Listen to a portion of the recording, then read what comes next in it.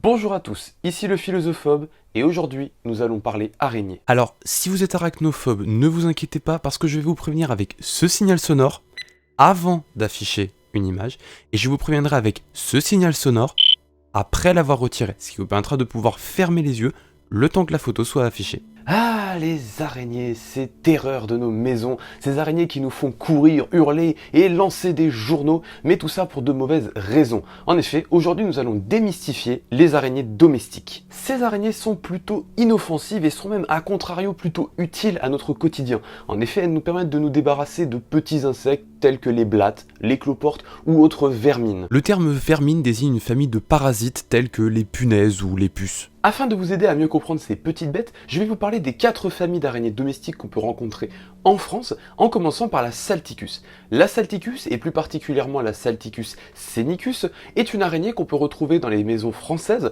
notamment dans le sud de la France. Pour ceux qui ne sont pas très friands du latin, son nom vernaculaire est l'araignée sauteuse. Alors, dit comme ça fait peur. Mais, en plus d'être extrêmement petite, cette araignée est extrêmement mignonne. Pourquoi je parle de cette araignée? Parce qu'en plus d'être petite et mignonne, elle est très connue sur internet. Et oui, le Chaos Spider que vous voyez là est une Salticus. Autre point intéressant, si vous avez peur qu'elle gâche votre décoration Feng Shui avec ses toiles, n'ayez crainte, c'est une araignée qui ne tisse aucune toile. En effet, elle utilise sa vision jusqu'à 2 mètres à 360 degrés autour d'elle pour pouvoir chasser ses proies. Autre point intéressant, si vous avez peur qu'elle vous morde, eh bien c'est une araignée qui est totalement inoffensive. Il n'y a aucune chance qu'elle vous morde, à moins que vous essayiez volontairement de faire en sorte qu'elle vous morde. Et à moins de s'appeler animaux mode d'emploi, il y a peu de chances que ça arrive aussi.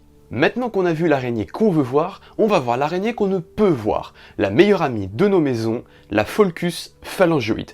Et avant de commencer, il faut que vous sachiez que c'est mon araignée préférée. J'ai donc passé pas mal de temps à les observer et croyez-moi, j'ai parfois eu beaucoup de mal à réussir à les trouver. En effet, ces araignées tissent des toiles extrêmement fines et sont capables de se camoufler dedans au point de presque devenir invisibles. Comme vous pouvez le voir, la Pholc est extrêmement fine, ce qui lui donne l'avantage de pouvoir passer inaperçue dans son environnement. Et elles se servent de cet avantage pour épouser leur toile, et elles vont jusqu'à vibrer afin de pouvoir se rendre invisibles à l'intérieur de leur toile. Ces araignées sont plutôt petites, le corps mesure entre 7 et 10 mm, mais elles sont caractérisées par de très grandes pattes. Pattes pouvant mesurer plusieurs centimètres chez certains individus. En parlant de grandes pattes, petit aparté sur ça. Bien que ça ressemble à une araignée, ces magnifiques animaux n'en sont pas. Et oui, bien que ce soit des arachnides, les opilions sont une famille à part des araignées, au même titre que les scorpions ou les tiques. D'ailleurs, les opilions, aussi appelés faucheux, sont très utilisés en jardinerie pour pouvoir se débarrasser de tous les petits insectes qui dévorent les plantes. Bien, revenons à nos pholques qui, comme pour les Salticus, sont parfaitement inoffensives et ne vous mordront pas. Encore mieux, ces araignées sont sédentaires, c'est-à-dire qu'une fois qu'elles sont installées dans leur toile, elles n'en bougent plus, ce qui fait qu'elles vont manger tous les petits insectes qui polluent votre maison, et ce, sans vous déranger. Quand je vous disais que c'était les meilleurs amis des maisons. Il est maintenant temps de passer à notre troisième araignée domestique, la Steatoda grossa, ou que j'appelle vulgairement le gros cul. Vous allez comprendre avec la photo. Donc les stéatodes sont de petites araignées mesurant entre 5 et 10 mm pattes comprises, avec une morphologie atypique chez les femelles. Comme vous pouvez le voir, l'abdomen gonflé des femelles n'est pas sans rappeler la morphologie de la veuve noire. Non, l'araignée, pas le personnage. Cette morphologie leur a valu le doux surnom de veuve des villes et la réputation d'être venimeuse. Pourtant, cette araignée n'est absolument pas venimeuse et en plus de ça, elle est parfaitement inoffensive pour l'homme. Elle se laisse même totalement manipuler par l'homme sans essayer de le mordre. Cependant, si vous essayez de la mettre en danger, elle va tenter de vous mordre et la morsure sera à peu près aussi douloureuse qu'une piqûre d'abeille d'après les spécialistes. D'ailleurs, petit fun fact cinéma pour ceux qui auraient vu Spider-Man de Sam Raimi sorti en 2002, c'est une Steatoda grossa qui a été utilisée sur les tournages pour jouer le rôle de l'araignée qui confère ses pouvoirs à Peter Parker. Avant de parler de notre quatrième araignée, je vais faire un point sur la différence entre mygale et tarentule. Les mygales ou Mygalomorphae sont un sous-ordre des araignées qui compte près de 2000 espèces réparties à travers le globe, notamment dans des régions tropicales et subtropicales. Les tarentules ou Lycosa tarantula sont une espèce très précise d'araignée qui est notamment répandue autour du bassin méditerranéen en France et en Italie et qui tient d'ailleurs son nom de la ville de Tarente en Italie. Pour vous aider à mieux les distinguer, voici deux photos. À droite, une mygale, une Lasiodora paraibana, et à gauche, une Lycosa tarantula. Je tiens à préciser qu'on a aussi des mygales en France, les Atypus, mais elles sont plutôt petites, les plus grosses pouvant mesurer jusqu'à 15 mm. Cependant, vous les trouverez surtout dans des zones forestières, type forêt ou bois, et non dans vos maisons. Il est maintenant temps de s'attaquer à notre dernière araignée domestique, celle qui vous fait pâlir de peur, celle qui vous fait avoir des sueurs froides quand vous la voyez du coin de l'œil, la tégénaire. Très souvent, lorsqu'on parle de grosses araignées en France, on parle des tégénaires, puisque ces araignées peuvent mesurer jusqu'à 5 cm d'envergure. Un peu comme mon piège à araignées. Oui, du coup, je dois passer au modèle au-dessus quand je veux les étudier. Bien qu'elles soient imposantes, ces araignées sont extrêmement inoffensives. En effet, leur premier mécanisme de défense va surtout être la fuite.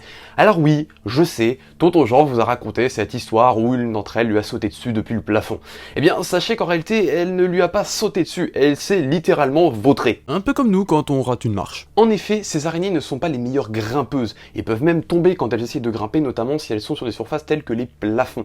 Mais ne vous inquiétez pas, comme je l'ai dit, vous avez très peu de chances de les rencontrer puisque ce sont des araignées qui vont plutôt fuir les hommes et qui en plus, comme les pholques, ont tendance à être sédentaires et à rester dans leur toile. D'ailleurs, la plupart du temps, les tégénaires que vous allez rencontrer sont en fait des mâles qui sortent à la saison printanière pour pouvoir rencontrer des femelles et se reproduire. C'est d'ailleurs les rares occasions où vous allez pouvoir les rencontrer. En parlant de leur toile, les tégénaires tissent de grands voiles blancs dans lesquels elles vont aussi fabriquer ce qu'on appelle la retraite. C'est la zone dans laquelle l'araignée va rester enfermée et ne sortira seulement que pour se nourrir, donc aller récupérer des petits insectes piégés dans leur toile, ou alors pour les mâles, comme on l'a expliqué juste avant, pour aller se reproduire. Voici un exemple d'une toile de tégénaire avec la fameuse retraite que l'on peut voir au fond de ce vortex. Alors je précise que cette forme de vortex que prend la toile sur la photo n'est absolument pas quelque chose de commun, c'est juste que par rapport à l'environnement dans lequel elle s'est installée, cette forme de vortex était la plus adaptée. Si la tégénaire vous intéresse vraiment, je vous invite à aller regarder la vidéo d'Animaux mode d'emploi que je vous mets dans la description,